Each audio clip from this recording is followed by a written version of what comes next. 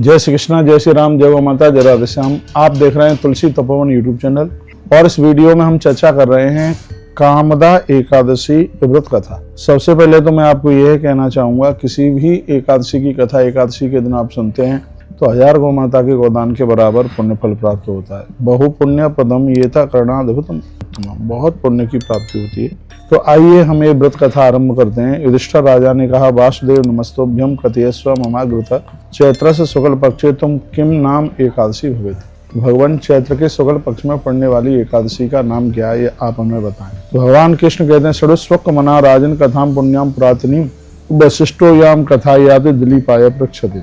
जैसे तुमने मुझे पूछा है, ऐसे ही यह बात एक बार राजा दिलीप ने गुरुदेव वशिष्ठ को पूछी कि चैत्र के शुक्ल पक्ष में पड़ने वाली एकादशी का नाम क्या है। भगवत श्रोतमिच्छामि कथयस्त प्रसादित चैत्र मासी स्ते पक्षे किम नाम एकादशी भवेत।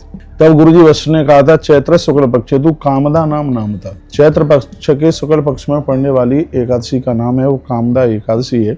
एकादशी पुण्यतमाम पापेंद्रन दवानलः। जैसे एक चिंगारी अग्नि की पूरे वन को जला करके राख कर देती है, ऐसे ही ये कामदा एकादशी का जो व्रत है संपूर्ण पापों को जला करके राख कर देता है। इस संदर्भ में फिर एक कथा सुनाई, पुरा नागपुरे रम्य हेम रत्न विभूषते पुंडरीक मुखा नागा निवसंती महोत्कट। महर्षि वशिष्ठ कहते हैं, बहुत प्राचीन की बात है, कोई नागपुर नाम की जगह थी जो सुवर्णों तथा रत्नों से विभूषित थी। उसमें एक पुंडरीक आदि भयंकर नाग रहते थे। उस नगर में पुंडरीक नाम का राजा राज्य करता था। गंधर्व, किन्नर और अप्सराएं उनकी सेवा में थी। ललिता नाम की श्रेष्ठ अप्सरा और ललित नाम का गंधर्व, दोनों पति और पत्नी काम पीड़ित होकर के परस्पर में अनुरक्त थे। वे अपने मनोहर ग्रह में रमण कर रहे थे। उनका ग्रह धन धान्य से भरा हुआ था। ललिता के हृदय में उसके पति का सदा निवास रहता था। दोनों में भारी प्रेम था। वह सुंदरी ललिता भी ललित के हृदय में सदा बनी रहती। एक बार पुंडरीक अपनी सभा में बैठे हुए थे। ललिता पत्नी के बिना ही मनोहर उसका जो गंधर्व था वो गीत गा रहा था। ललिता का स्मरण करने के कारण उसकी जीभ पद्मबंध में स्खलित हो गई। उसके मन में भाव को जानकर कर्कोटक नामक श्रेष्ठ नाग पुंडरीक पद्मबंध में होने वाली त्रुटि, कहते हैं कि उसने राग में गाने में उसको गलती हुई। कर्कोटक की वाणी सुनकर सप्राज पुंडरीक क्रोध से आंखें लाल करके भयंकर बन गया। वो मनोहर गान करने वाले तथा कामातुल ललिता को श्राप दे दिया, दुर्बुद्धि तुम मांसभक्षी तथा पुरुषभक्षी राक्षस हो जाओ, क्योंकि तुम मेरे सामने गाते हुए पत्नी के वश में हो गए हो। हे राजेंद्र, उसके कहने से ललित राक्षस हो गया। उसका मुख भयंकर हो गया। ब्रूपाक्ष वह देखने में बहुत ज्यादा भयंकर लग रहा था। उसकी भुजाएं योजनों लंबी हो गईं। चंद्र सूर्य निभे नेत्रे गीवा पर्वत सन्निभा नासा रंध्रे तू विवरो अधरो यो नाम यतु। उसका मुख बिल्कुल पर्वत की कंदरा की तरह बिल्कुल दिखाई दे रहा था। वह इतना कुरूप हो गया। उसके दोनों नेत्र चंद्रमा और सूर्य के समान बड़े बड़े दिखाई दे रहे थे, ग्रीवा पर्वत के समान ऐसा वह दिखाई दे रहा था। और वह वन में भटकता हुआ बहुत ज्यादा दुखी था। एक दिन की बात थी कि वह ललिता शीघ्र महापुरुष के पास में, किसी साधु के पास, किसी महात्मा के पास में उसका पहुंचना हुआ और उसने चरणों में प्रणाम करके कहा कि गुरुवर, ऐसे ऐसे मेरा पति राक्षस योनि को प्राप्त हो गया है, कैसे भी उसका आप उद्धार कीजिएगा। तब ऋषि ने कहा, इसका एक ही उपाय है कि चैत्र मासस रमोरु शुक्ल पक्षोषित सांप्रतम। चैत्र के शुक्ल पक्ष में कामदा एकादशी नामा पापग्नि ललिते परहा का उस समय एकादशी जिसका नाम है कामदा एकादशी, जो संपूर्ण पापों को नष्ट करने वाली है।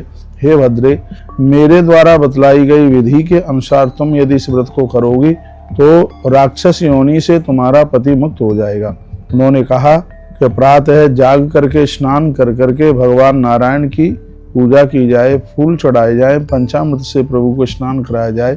हे राजन, एकादशी का व्रत करके द्वादशी के दिन ब्राह्मणों को जिमा करके, भगवान कृष्ण कहते हैं, फिर अपना यह व्रत खोला जाए। ललिता ने कहा, मैंने कामदा का व्रत अपने पति के उद्धार के लिए मैं समर्पित करूंगी।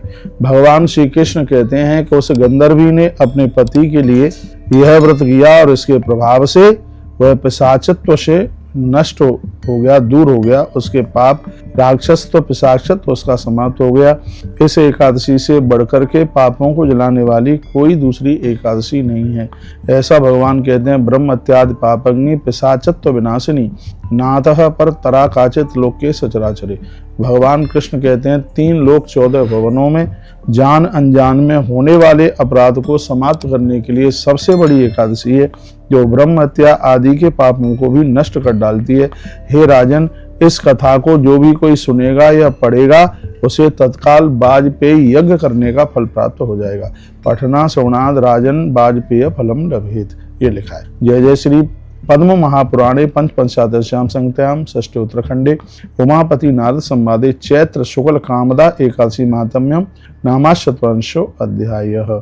यही कथा भगवान शंकर ने मां पार्वती को कथा सुनाई, भगवान श्री कृष्ण ने यह कथा युधिष्ठिर को सुनाई और गुरुदेव वशिष्ठ ने यह कथा राजा दिलीप को सुनाई और वही कथा मैंने आपको सुनाई। बहुत बहुत धन्यवाद, आपने एकादशी व्रत कथा को अंत तक सुना। वीडियो को आगे जरूर भेजिए जिससे और भी लोग लाभान्वित हो सकें। आपने 29 तारीख को 11 का यानी आज आपने ये व्रत किया है, तो यह है एकादशी की व्रत कथा जरूर सुनिएगा, तो इस 11 का आपको पूरा का पूरा फल मिलेगा। अपना ध्यान रखिए। अगली वीडियो पारण की वीडियो आपके पास आने वाली है। इस व्रत का पारण कब का है आपने सुना। धन्यवाद। हर हर महादेव, घर घर महादेव।